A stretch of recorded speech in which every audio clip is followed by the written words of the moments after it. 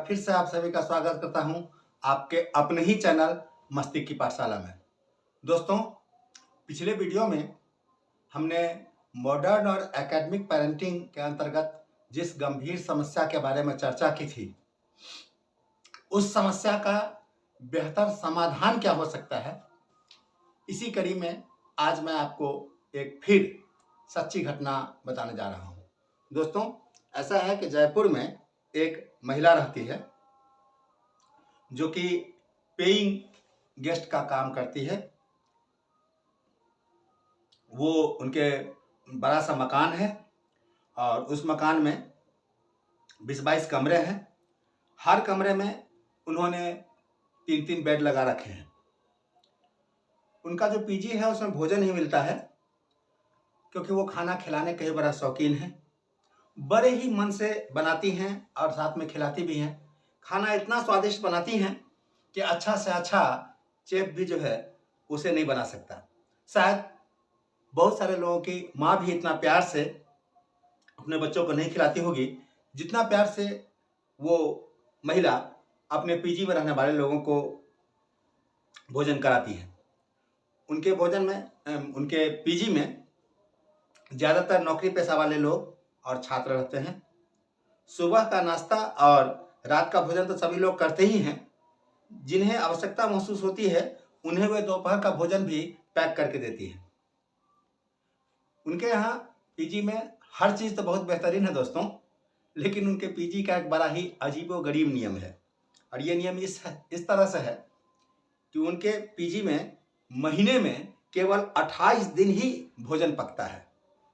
शेष 2 या 3 दिन जो भी होता है महीने का, उसमें पीजी में रहने वाले को बाहर से ही खाना पड़ता है। ऐसा भी नहीं कि पीजी की जो रसोई है वहाँ जाकर खुद से बना ले। रसोई ही सिर्फ 28 दिन के लिए महीने में खुलती है। शेष जो 2 या 3 दिन होते हैं महीने के, उसमें रसोई बंद रहेगी। यानी हर महीने के आखिरी 3 दिन जो है मेस बंद रहेगा। बाहर जाकर खाना खाइए, यहाँ तक कि चाय भी आपको बाहर जाकर के ही पीना है। मैंने जब उनसे पूछा कि ऐसा क्यों है भाई, इस तरह का अजीबोगरीब नियम आपने क्यों बना रखा है, आपकी रसोई सिर्फ 28 दिन ही क्यों चलती है? वो बोली, हमारा नियम है, हम भोजन के पैसे ही केवल 28 दिन के लेते हैं, इसलिए रसोई सिर्फ 28 दिन ही चलती है। मैंने कहा, यह क्या अजीबोगरीब नियम है? आप 28 दिन के बदले 30 दिन के भी तो पैसे ले सकती हैं। और यह नियम कोई भगवान का बनाया तो है नहीं, आखिर आदमी का ही तो बनाया है, बदल दीजिए इस नियम को। उन्होंने कहा कि नहीं, नियम तो नियम है, ये नहीं बदलने वाला। मेरी उनसे अक्सर मुलाकात होती रहती थी। एक दिन मैंने फिर से उस दिन 28 दिन वाले नियम को छेड़ दिया। उस दिन वो थोड़ा अलग मूड में थी।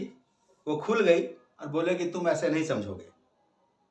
जब मैंने ये पीजी शुरू किया था तो शुरू में ऐसा नियम नहीं था। मैं पूरे महीने ही इसी तरह से, इतने ही प्यार से सबको बनाती व खिलाती थी, जिस तरह से आज की तारीख में मैं महीने के 28 दिन लोगों को खिलाती रहती हूँ। लेकिन इन लोगों की शिकायतें कभी खत्म ही होने का नाम नहीं ले रही थी। वो खाने में तरह तरह के नुक्स निकाला करते थे, कभी इस चीज की कमी, कभी उस चीज की कमी, यानी कह सकते हैं चिर असंतुष्ट। इसीलिए इन्हें रास्ते पर लाने के लिए हमने 28 दिन का नियम बनाया, बहुत मजबूरी में। यानी 28 दिन बहुत प्यार से खिलाओ और बाकी 2-3 दिन बोल दो कि जाकर बाहर खाओ। उन 3 दिनों में इन्हें नानी याद आ जाती है, आटे दाल सबका भाव पता चल जाता है। इन्हें पता चल जाता है कि बाहर कितना महंगा और कितना घटिया खाना मिलता है। 2 घूंट चाय भी 15-20 रुपए की मिलती है। दोस्तों, उनका कहना था कि मेरी कीमत ही इन्हें इन्हीं 3 दिनों में पता चलती है। और चूंकि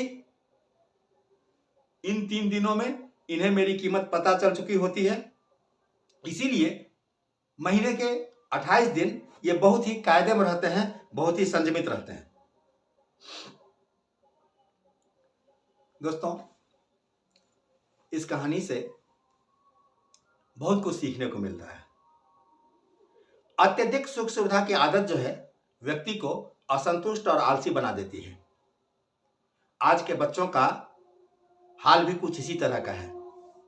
आज का कल के जो अभिभावक हैं अपने बच्चों को शुरू से ही इतने अधिक सुविधा भोगी बना देते हैं कि उन्हें अपने माँ बाप के त्याग व तपस्या के बारे में कभी कुछ नहीं पता चल पाता, न ही मेहनत का उनके लिए कोई मोल होता है।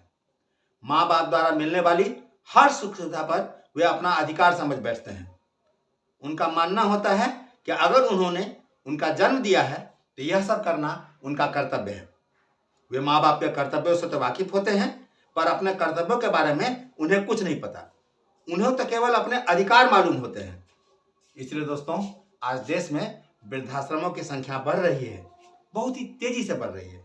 और दोस्तों, यह आश्चर्य की बात है कि माँ बाप को अपने वृद्धाश्रम में भेजने वाले जो ज़्यादातर घटनाएं देखने सुनने को मिलती है, ये ऐसे ही परिवारों में ज़्यादा होती है जहाँ के बच्चे अच्छे पढ़े लिखे होते हैं। दोस्तों, कहा जाता है कि शिक्षा संस्कार देती है। तो मेरा प्रश्न है कि अगर शिक्षा संस्कार देती है तो फिर अत्यधिक पढ़े लिखे और बड़ी बड़ी डिग्री वाले बच्चे ऐसा क्यों करते हैं? दोस्तों, मेरा मानना है शिक्षा केवल ज्ञान देती है, संस्कार नहीं। शिक्षा अगर ज्ञान के साथ साथ संस्कार भी देती तो आज देश व समाज की ऐसी स्थिति नहीं होती।